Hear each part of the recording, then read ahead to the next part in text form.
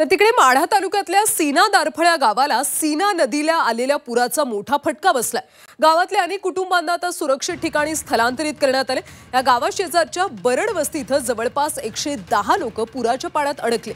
या ग्रामस्थांच्या सुटकेसाठी प्रयत्न सुरू असल्याची माहिती आता जयकुमार गोरे यांनी दिली। त्यांच्याशी संवाद साधला आमचे प्रतिनिधी सचिन कसबे।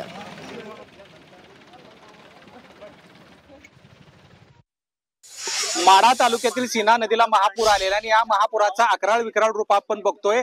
या ठिकाणी सीना नदी पात्र सोडून बाहेर वाहते आणि ह्या रौद्र रूपामुळे शेतीचं नुकसान झालेलं आहे, घरांचं नुकसान झालेलं आहे, अनेक लोक बाधित झाले आहेत। या सर्व पुराची पाहणी करण्यासाठी सोलापूर जिल्ह्याचे पालकमंत्री जयकुमार गोरे, माढ्याचे आमदार अभिजित पाटील या ठिकाणी दाखल झाले आहेत। आपण पालकमंत्री यांच्याकडून जाणून घेणार आहोत। भाऊ, या ठिकाणी काही बरीच लोक अडकल्याचं सांगितलं जाते, त्यांच्या सुटकेसाठी काय प्रयत्न प्रशासनाकडून केले जाणार आहेत? नाही, आपण बघतोय की नदीमध्ये पाण्याची पातळी धोक्याच्या खूपच वरती आहे आणि त्यातून कालपासून काही लोकांना वाचवण्याचा प्रयत्न झाला। एनडीआरएफची टीम आली, त्या टीमने काही लोकांना बाहेर आणलेलं आहे।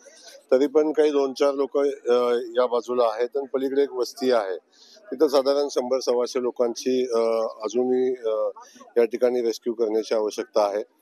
त्या अनुषंगाने आता या परिस्थितीमध्ये मिलिटरीची टीम आता साधारण 1-1.5 तासात पोहोचते आणि आपण हे लोक गरज भासली तर एअरलिफ्ट करण्याचा निर्णय घेतलेला आहे आणि त्या अनुषंगाने त्याची परमिशन पण मिळालेली आहे।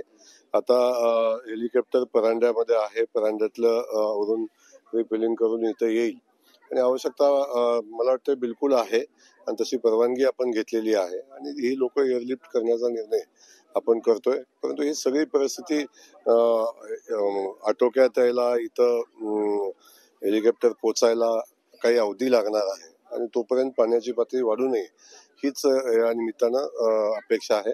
पण आपण जी माहिती घेतोय त्यात पाण्याची पातळी आता वाढेल अशी परिस्थिती आता तर नाही, मे बी पाऊस पडला तरच वाढू शकते, अन्यथा आता हे सेटल राहील आणि थोडी थोडी कमी होईल।